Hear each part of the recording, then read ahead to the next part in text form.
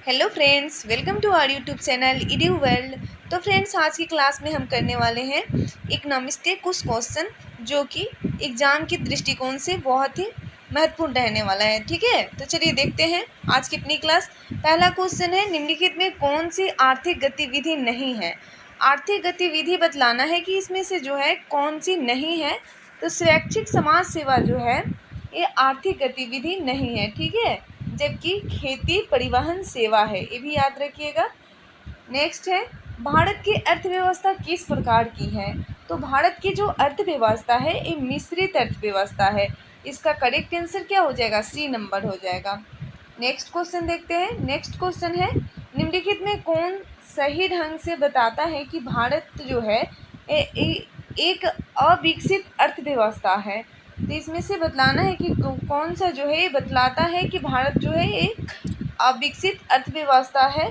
तो इसका correct answer क्या हो जाएगा, देखते हैं।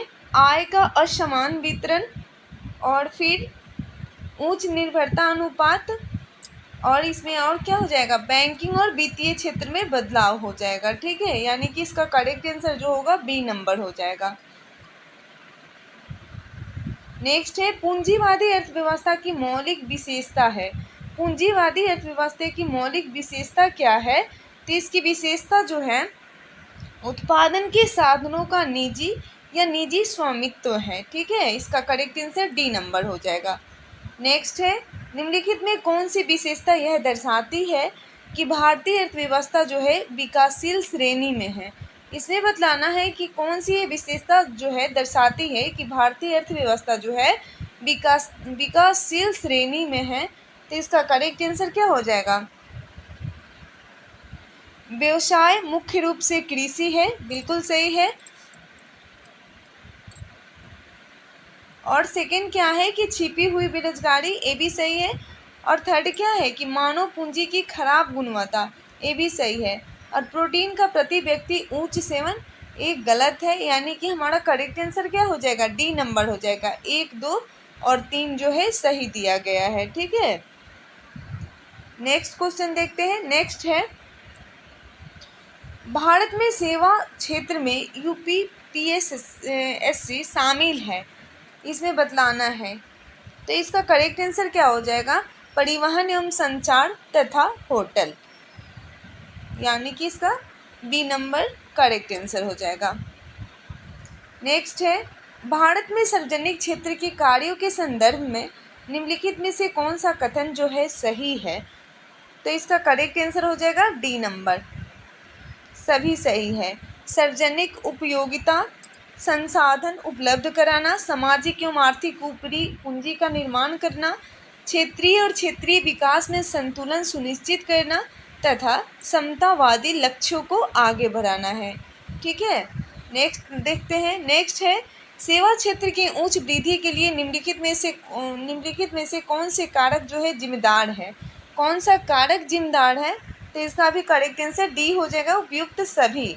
अंतिम उत्पाद के रूप में सेवा की उच्च मांग, तकनीकी एवं संरचनात्मक परिवर्तन, सूचना प्रौद्योगिकी का विकास तथा वित्तीय क्षेत्र का उदारीकरण और बुनियादी ढांचा क्षेत्र में सुधार। ठीक है, नेक्स्ट देखते हैं।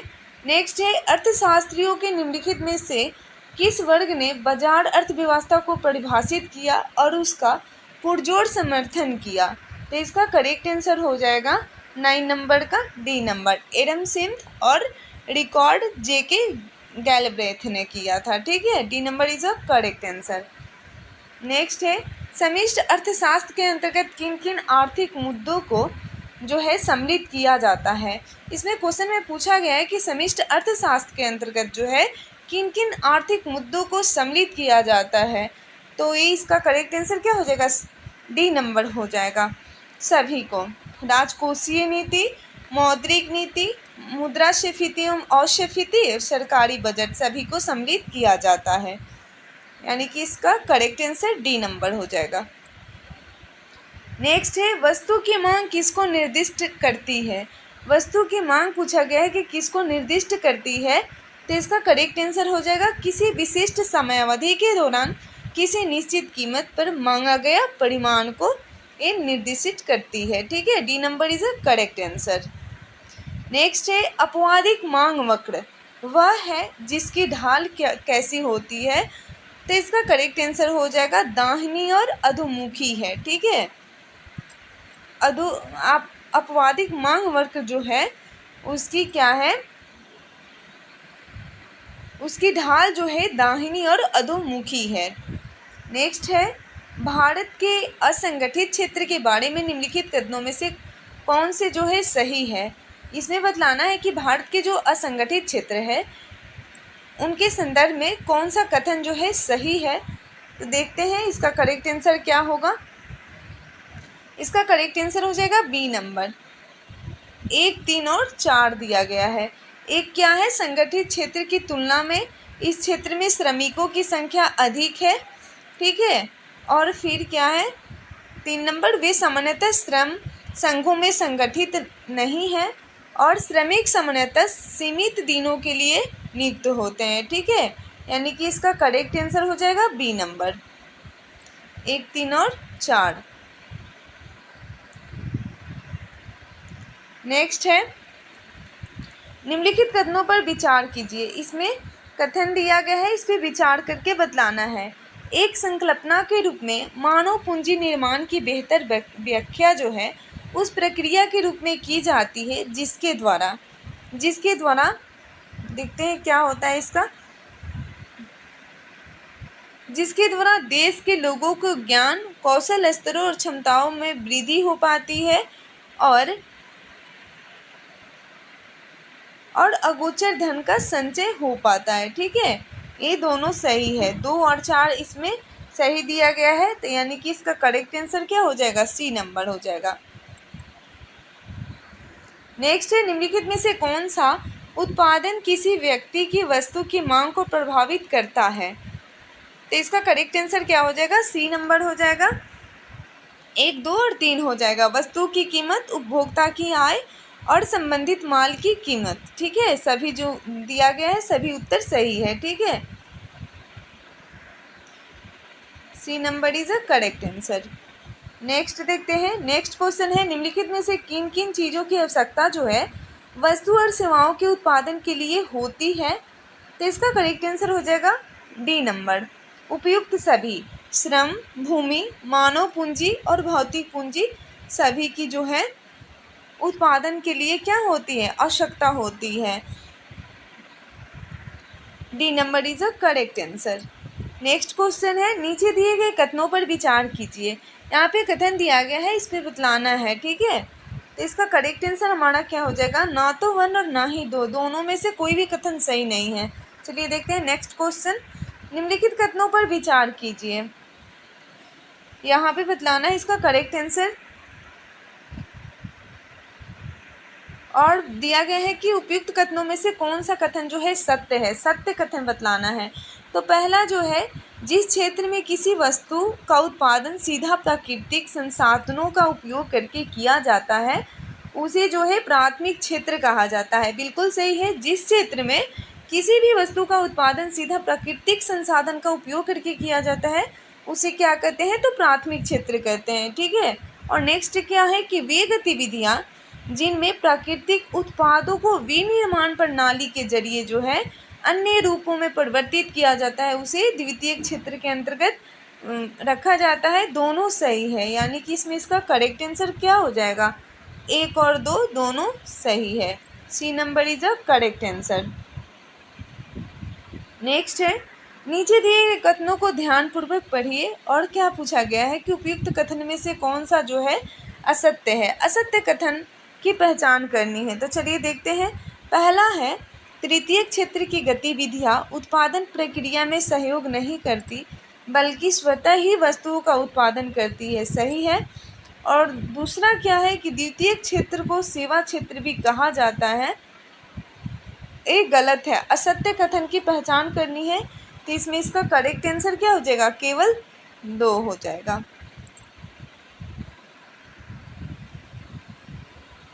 नेक्स्ट है नीचे दिए कथनों को ध्यानपूर्वक पढ़िए और क्या बतलाना है, कौन सा कथन जो है सत्य है। सत्य कथन की पहचान करनी है।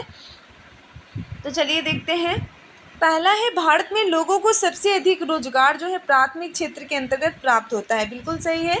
भारत में जो लोगों का है सबसे अधिक रोजगार प्राथमिक क्षेत्र के अंतर्गत प्राप्त होता है। ठीक है। और नेक्स्ट हमारा क्या है कि भारत के जीडीपी में सबसे अधिक योगदान जो है तृतीय क्षेत्र में उत्पादित वस्तुओं और सेवाओं का है। ये भी सही है। और सत्य कथन ही बतलाना है, तो इसमें करेक्ट आंसर इसका क्या हो जाएगा, 1 और 2 दोनों जो है सही दिया गया है। C number is a correct answer. Next है, निम्नलिखित में से कौन सा कथन जो है सत्य है, सत्य कथन बतलाना है। पहला है विकसित देशों की अर्थव्यवस्था में अधिकांश श्रमजीवी लोग सेवा क्षेत्र में ही नियोजित है। सही है। विकसित देश की अर्थव्यवस्था में जो है अधिकांश श्रमजीवी लोग जो है सेवा क्षेत्र में ही क्या है, नियोजित है। और सेकेंड ऑप्शन क्या है कि प्राथमिक एवं द्वितीय क्षेत्र का विकास जितना अधिक होगा तृतीय क्षेत्र का विकास भी उतना ही अधिक होगा। बिल्कुल सही है। यानी कि इसमें इसका करेक्ट आंसर 1 और 2 दोनों सही हो जाएगा। C number is a correct answer. Next question देखते हैं। नेक्स्ट है 22 नंबर, अर्थव्यवस्था के संगठित क्षेत्रों के संबंध में नीचे दिए गए कथनों पर विचार कीजिए। और क्या पूछा गया है इसमें, सत्य कथन बतलाना है। तो चलिए देखते हैं इसका क्या होगा। पहला है संगठित क्षेत्र के कर्मचारी को सवेतन छुट्टी, बीमारी के कारण छुट्टी इत्यादि का कोई प्रावधान नहीं होता है। गलत है। और सेकंड क्या है कि संगठित क्षेत्र में वे उद्यम आते हैं जहां रोजगार की अवधि नियमित होती है। बिल्कुल सही है। संगठित क्षेत्र में वे उद्यम आते हैं जहां रोजगार की अवधि क्या होती है, नियमित होती है। और थर्ड ऑप्शन क्या है कि संगठित क्षेत्र सरकार द्वारा पंजीकृत होते हैं और उन्हें सरकारी नियमों और विनियमों का क्या करना पड़ता है, अनुपालन करना पड़ता है। तो ये भी सही है। यानी कि इसमें इसका करेक्ट आंसर क्या हो जाएगा, 2 और 3 जो है सही दिया गया है। B number is a correct answer.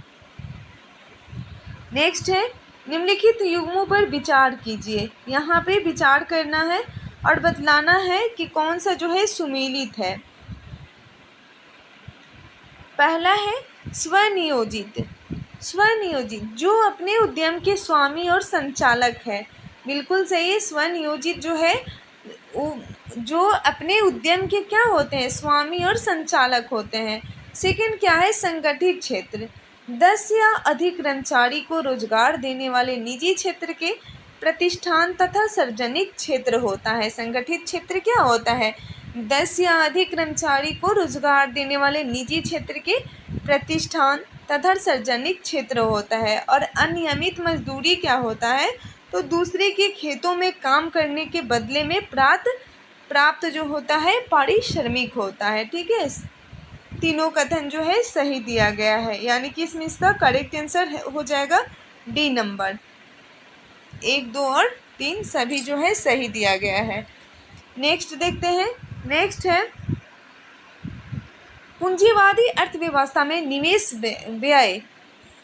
व्यय क्या है। तो इसका करेक्ट आंसर हो जाएगा 24 के ए नंबर, उत्पादन क्षमता में वृद्धि लाने के लिए जो व्यय किया जाता है। ठीक है। निवेश व्यय क्या होता है, निवेश व्यय उत्पादन क्षमता में वृद्धि लाने के लिए जो व्यय किया जाता है उसे ही कहते हैं। ठीक है। नेक्स्ट है 25 नंबर, अर्थव्यवस्था में आधार वर्ष है। अर्थव्यवस्था में आधार वर्ष बतलाना है। आधार वर्ष क्या है, तो इसका करेक्ट आंसर हो जाएगा वह वर्ष जिसकी कीमत का प्रयोग करके वास्तविक जीडीपी की गणना की जाती है। ठीक है। A number is a correct answer. 26 number देखते हैं। 26 नंबर है, निम्नलिखित में कौन अर्थव्यवस्था के पंचक क्षेत्र का उदाहरण है। पंचक क्षेत्र का उदाहरण बतलाना है कि इसमें से कौन सा जो है पंचक क्षेत्र का उदाहरण है। तो केंद्रीय मंत्रालय में कैबिनेट मंत्री की सेवाएं देना जो है पंचक क्षेत्र का उदाहरण है। A number is a correct answer. Next है, निम्नलिखित में कौन सा कथन जो है सही है। इसमें कथन बतलाना है कि कौन सा कथन जो है सही दिया गया है। तो 27 का हमारा करेक्ट आंसर जो होगा ए नंबर हो जाएगा। मध्यवर्ती उपभोग से अभिप्राय उस व्यय से होता है जो एक लेखा वर्ष में उत्पादकों द्वारा मध्यवर्ती वस्तुओं की खरीद पर किया जाता है। ठीक है। A number is a correct answer. Next है निम्नलिखित कथनों पर विचार कीजिए और क्या बतलाना है, इसमें से कौन सा कथन जो है सही दिया गया है, सही कथन बतलाना है। तो इसका करेक्ट आंसर हमारा देखते हैं क्या होगा। वैसे देश जहां औद्योगिक उत्पादन आरंभ नहीं हुआ है या बहुत निम्न स्तर का है, साक्षरता कम है और जो सदैव विदेशी सहायता एवं ऋण पर निर्भर है, अत्यल्प विकसित देश या चौथी दुनिया कहलाते हैं। ठीक है, बिल्कुल सही है। वैसे देश जहां औद्योगिक उत्पादन आरंभ ही नहीं हुआ हो और बहुत निम्न स्तर का हो, साक्षरता दर भी कम हो, सदैव विदेशी सहायता एवं ऋण पर निर्भर हो, क्या कहलाते हैं, चौथी दुनिया कहलाते हैं। ठीक है, नेक्स्ट क्या है, नेक्स्ट है पॉइंट्स ऑफ सेल ऐसे स्थान हैं जहां अल्प विकसित देश आपस में मिलकर आयात निर्यात के मुद्दों पर बातचीत करते हैं। और थर्ड ऑप्शन क्या है कि किसी अर्थव्यवस्था में बेरोजगारी के स्तर तथा रोजगार उपलब्धता के स्तर के बीच आरेखीय संबंध दर्शाने वाले वक्र को जो है वेबरिज वक्र कहते हैं। बिल्कुल सही है, यानी कि इसमें इसका सही ही बतलाना है, कौन सा कथन सही दिया गया है। तो 1 और 3 जो है सही दिया गया है, D number is a correct answer हो जाएगा। ठीक है, 29 नंबर क्वेश्चन क्या है, यदि हम किसी वस्तु की अधिक मात्रा प्राप्त करना चाहते हैं तो अन्य वस्तु की कम मात्रा प्राप्त की जा सकेगी। अर्थात एक वस्तु की अधिक मात्रा प्राप्त करने के लिए जो है दूसरी वस्तु की कुछ मात्रा को क्या करना पड़ता है, छोड़ना पड़ता है। इसे कहते हैं, इसे क्या कहते हैं, तो इसे जो है आर्थिक लागत कहते हैं और अवसर लागत कहते हैं, दोनों कहते हैं। इसमें इसका करेक्ट आंसर डी नंबर हो जाएगा, ए और बी दोनों। नेक्स्ट है सभी वस्तुओं, दो वस्तुओं के संयोजन को दर्शाने वाला वक्र जिससे उपभोक्ता को समान स्तर की संतुष्टि मिलती है कहलाता है। तो क्या कहलाता है, तो ये तटस्थता वक्र कहलाता है। A number is a correct answer. Next है निम्नलिखित में कौन सा एकाधिकार प्रतिस्पर्धा की प्रकृति नहीं है। इसमें बतलाना है कि कौन सा एकाधिकार प्रतिस्पर्धा की प्रकृति नहीं है। तो 31 का हमारा करेक्ट आंसर हो जाएगा सजातीय उत्पाद, करेक्ट आंसर हो जाएगा। 32 नंबर है उपभोक्ता आय स्तर और उपभोक्ता द्वारा खरीदी गई वस्तु की संतुलित मात्रा के बीच संबंध को दर्शाया जाता है। तो किससे दर्शाया जाता है, तो एंजल वर्क से दर्शाया जाता है। इसका करेक्ट आंसर बी नंबर हो जाएगा। नेक्स्ट है क्राउडिंग आउट की स्थिति में भारत जैसे देश के लिए क्या क्या प्रभाव उत्पन्न होंगे। क्राउडिंग आउट की स्थिति में भारत जैसे देश के लिए जो है क्या क्या प्रभाव उत्पन्न होंगे। तो 33 का हमारा करेक्ट आंसर क्या हो जाएगा, ए नंबर हो जाएगा। 1 और 2 दोनों होगा। कीमत स्तर में वृद्धि हो सकती है तथा सरकार द्वारा कर की दरों को ऊंचा किया जा सकता है। ठीक है, नेक्स्ट है प्रपाती प्रभाव क्या है। प्रपाती प्रभाव बतलाना है कि क्या है। तो इसका करेक्ट आंसर हो जाएगा वस्तु के उत्पादन के लिए जरूरी आगत का करारोपित होना तथा उत्पादन के प्रत्येक चरण में कर के ऊपर कर लगाने से वस्तु का लागत मूल्य बढ़ जाना होता है। ठीक है, C number is a correct answer. Next है चक्रीय अर्थव्यवस्था के अंतर्गत, चक्रीय अर्थव्यवस्था के अंतर्गत बतलाना है कि इसमें कौन सा कथन जो है सही दिया गया है। तो 35 का हमारा करेक्ट आंसर क्या हो जाएगा, देखते हैं। पहला है संसाधनों के दक्षतम उपयोग, उपयोग, पुनर्चक्रण, पुनर्निर्माण और नवीकरणीय पर बल दिया जाता है, सही है। सेकेंड क्या है, कम से कम संभावित संसाधनों के साथ अधिकतम संभावित लाभ प्राप्त करने का प्रयास किया जाता है। दोनों कथन जो है सही दिया गया है, यानी कि इसमें इसका करेक्ट आंसर जो होगा सी नंबर हो जाएगा। 1 और 2 दोनों सही दिया गया है। 36 नंबर है निम्नलिखित कथनों पर विचार कीजिए और बतलाना है कि उपयुक्त में से कौन सा कथन जो है सत्य दिया गया है।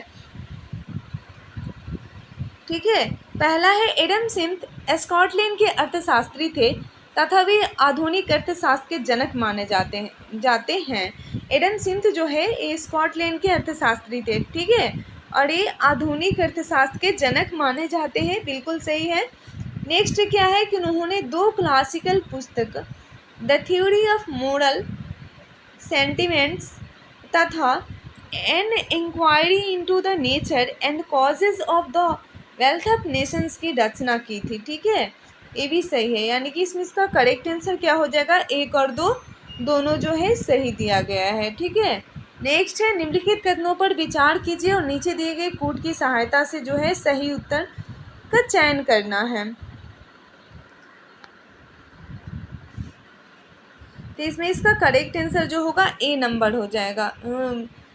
केवल 1 नंबर ही है जो सही दिया गया है। सामान्यतः अधिकांश विकसित देशों के इतिहास में यह देखा गया कि विकास की प्रारंभिक अव्यवस्थाओं में द्वितीयक क्षेत्र आर्थिक सक्रियता का सबसे महत्वपूर्ण क्षेत्र रहा है। ठीक है, यानी कि 37 का हमारा करेक्ट आंसर हो जाएगा सी नंबर, केवल 1। नेक्स्ट है भारत में स्त्री शिक्षा को प्रोत्साहित करने के संदर्भ में निम्नलिखित में से कौन सा कथन जो है सत्य है। भारत में बतलाना है कि स्त्री शिक्षा को प्रोत्साहित करने के संदर्भ में कौन सा कथन सही दिया गया है। तो 38 का हमारा करेक्ट आंसर क्या हो जाएगा, देखते हैं। पहला है इससे स्त्रियों की आर्थिक स्वतंत्रता बढ़ती है, सही है। इससे उनका सामाजिक औचित्य सुदृढ़ होता है, ये भी सही है। नेक्स्ट क्या है कि स्त्रियों और बच्चों के स्वास्थ्य पर सकारात्मक प्रभाव पड़ता है, ये भी सही है। यानी कि इसमें इसका करेक्ट आंसर डी नंबर हो जाएगा, 38 का डी नंबर करेक्ट आंसर होगा। ठीक है, नेक्स्ट है निम्नलिखित में से कौन सा धारणीय विकास के अवधारणा को सही रूप से स्पष्ट करता है। इसमें बतलाना है कि कौन सा जो है धारणीय विकास की अवधारणा को सही रूप से स्पष्ट करता है। तो 39 का हमारा करेक्ट आंसर हो जाएगा ऐसा विकास जो वर्तमान पीढ़ी की आवश्यकताओं को भावी पीढ़ी की आवश्यकताओं की पूर्ति क्षमता का समझौता किए बिना पूरा करे। ठीक है, बी नंबर इसका करेक्ट आंसर हो जाएगा। नेक्स्ट क्वेश्चन है 40 नंबर, और फ्रेंड्स आज की क्लास की लास्ट क्वेश्चन है, और इसके अगले चैप्टर जो होगा नेक्स्ट क्लास में हम करेंगे। ठीक है, तो चलिए देखते हैं फ्रेंड्स 40 नंबर क्वेश्चन क्या है। धारणीय विकास लक्ष्यों के संदर्भ में नीचे दिए गए कथनों में कितने कथन जो है सही दिया गया है। यहाँ पे बतलाना है कि धारणीय विकास लक्ष्य के संदर्भ में जो है कौन कौन सा कथन जो है सही दिया गया है। तो पहला है गरीबों की समग्र दरिद्रता को कम कर सुरक्षित जीवन निर्वाह साधन प्रदान करना, सही है। गरीबों की समग्र दरिद्रता को कम कर सुरक्षित जीवन क्या करना, निर्वाह साधन प्रदान करना। और सेकेंड ऑप्शन हमारा है सामाजिक अस्थिरता को न्यूनतम करना, ये भी सही है। और हमारा थर्ड ऑप्शन क्या है कि पर्यावरण अपक्षय को क्या करना, न्यूनतम करना, ये भी सही है। फोर्थ क्या है कि संसाधन विघटन को न्यूनतम करना, ये भी सही है। यानी इसमें इसका करेक्ट आंसर क्या हो जाएगा, सभी चारों जो है सही दिया गया है। ठीक है।